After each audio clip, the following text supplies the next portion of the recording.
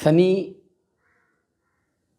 और कहते हैं जब तुला का योग होता है तो तुला ही शनि है और राहुल का नाम ही है तुला से।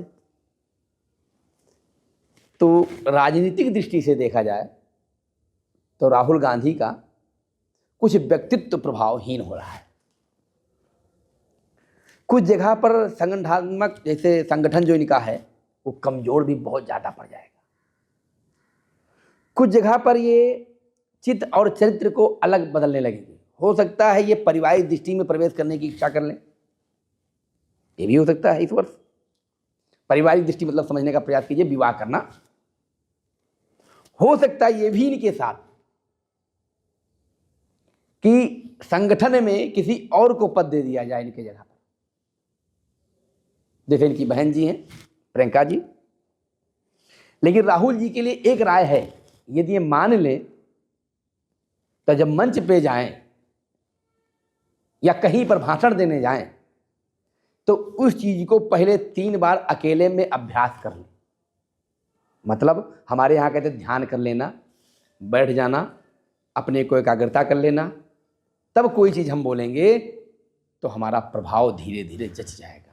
और यही राहुल गांधी आगे उच्च योग में प्राप्त कर सकते हैं और बड़ा योग अच्छा बन सकता है इनका, क्योंकि तुला राशि प्रबल योग भी ला रहा है, साथ में राज्य साम्राज्य का भी प्रभाव बना रहा है, साथ में राजनीतिक चीजों में भी इनकी ऊंचाइयों की तरफ ले जा रहा है। हो सकता है मां के तरफ कोई मां को कष्ट प्राप्त हो, इसलिए इनको विशेष ध्यान देना है अपने वाणी पर, खान पान पर, और सलाहकारों से सावधान रहें। हो सके तो 100 बात में एक बात ही बोले तो इनका पूर्ण योग लाभ प्राप्त जरूर होगा। और शनि के साथ में जब हम देखते हैं बृहस्पति को, और बृहस्पति को जब देखते हैं इधर आकर के हम मंगल के साथ, तो वहां पर इनका प्रभाव हीन हो जा रहा है। इसलिए इनको कई प्रकार के चीजों का कठिनाइयों का सामना करना पड़ सकता है। जैसे जेल के लिए इनके लिए समस्या बन सकता है, इनको जेल न जाना पड़ जाए, कोई धन के मामले में मुकदमे में न फंस जाए, या किसी प्रकार का लेन देन के बारे में राजनीतिक दृष्टि से न फंस जाए।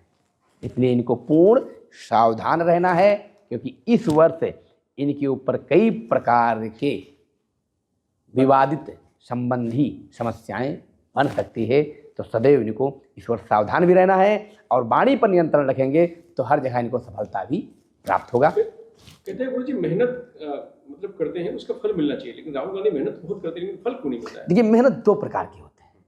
हम सुबह से चलें और चलते जाएं तो ये चलना कोई बड़ी बात नहीं। हम ये कह दें कि मैं सुबह 4 बजे उठ गया हूं सो करके, लेकिन बिस्तर ना छोड़ें, तो क्या मैं आपके पास पहुंच सकता हूं? ऐसे जब ये दौड़े चले, लोगों के बीच में मिले, तो समाज की भी धारा का प्रवाह समझने का प्रयास करें। एक ही धारा को लेकर ना बहें। मैं जिम्मेदारी के साथ कहना चाहता हूं, यदि एक धारा प्रवाह में चलेंगे तो समस्याओं में बने रहेंगे, और यदि सबको समाहित होकर के चलेंगे तो पूर्ण योग्यता निखर करके और महाराज जीवन में अंजन लगाने योग्य राज्य बन जाएगा। ये जिम्मेदारी है। इनका ग्रह अच्छा है, योग्यता भी अच्छी है, बस इनको सोचना और राजनीतिक दृष्टि में चलना कैसा है, इस पर इनको ध्यान देना चाहिए। जो आपने कहा बहुत परिश्रम करते हैं मानता हूं, लेकिन वाणी के द्वारा सब गड़बड़ कर देते हैं। अब कई प्रकार की देखा जाए तो शनि की दृष्टि से देखा जाता है, मंगल की दृष्टि से देखा जाए तो कई प्रकार के पर मुकदमे का समस्या बनेगा।